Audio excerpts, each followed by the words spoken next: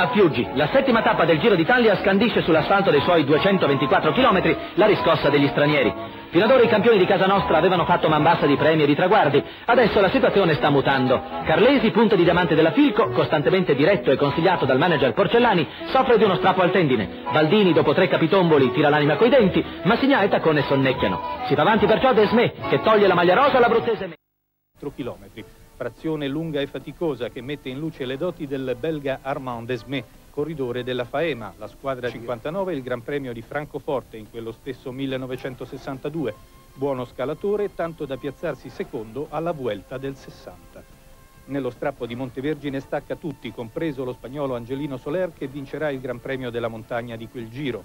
Arriva da solo sotto lo striscione del traguardo a quota 1260, dopo 11 km e mezzo di salita. Dietro di lui, staccato di 23 secondi, il francese Anglade. Mantiene per 7 giorni il primo posto in classifica, sul rolle lo cede a Battistini, mentre in agguato Balmamion, che arriverà in rosa a Milano.